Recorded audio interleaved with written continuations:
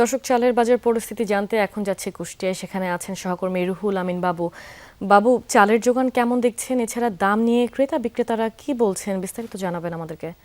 রুহি, কুষ্টিয়ার বাজারে চালের দাম এখন যথেষ্ট পরিমাণে স্থিতিশীল অবস্থায় রয়েছে। আমি কিছুক্ষণ আগেও কথা বলেছি যারা মিল গেটে অর্থাৎ মিলারদের সাথে, সেখানেও কিন্তু চালের দাম অনেকটাই সাধারণ ক্রেতা এবং খুচরা এবং পাইকারি যারা বিক্রেতা রয়েছে তাদের নাগালের মধ্যে রয়েছে। যদি আপনাকে সরু চালটা আমাদের কুষ্টিয়াতে খুব বেশি চলে, আসলে সেই হিসেবে যদি বলি তাহলে আপনাকে প্রায় 60-62 টাকা থেকে শুরু করে 68-70 এবং সর্বোচ্চ ভালো যে চালটা সেটা 72 টাকা কেজি দরে বিক্রয় হচ্ছে, এবং যেটি কিন্তু 80 টাকা পর্যন্ত ছিল সেটি এখন 72 টাকা কেজি দরে যাচ্ছে।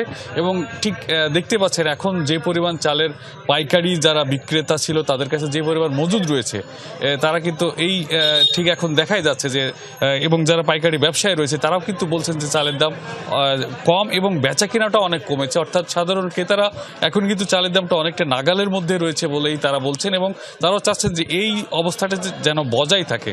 পাশাপাশি ছোটোখাটো যেসব ব্যবসায়ীরা আছে গ্রামে গঞ্জে বা বিভিন্ন জায়গায়, তারাও কিন্তু চাল কেনাটা কিন্তু কমিয়ে দিয়েছে। অর্থাৎ যারা ছোট ছোট ব্যবসায়ীরা রয়েছে তারা মিলগেট থেকে যে চালগুলো ক্রয় করে তারা মজুদ করতো, সেই মজুদটাও কিন্তু এখন তারা অনেক কম করছে, যে কারণে কিন্তু চালের বাজারটা এখন যথেষ্ট পরিমাণে স্বাভাবিক রয়েছে।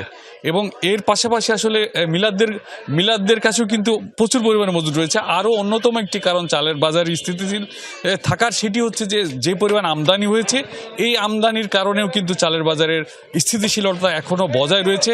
তবে এইটি ধরে রাখার দাবি জানিয়েছেন সাধারণ ক্রেতা যারা রয়েছে। রুহি, বাবু, আপনাকে ধন্যবাদ।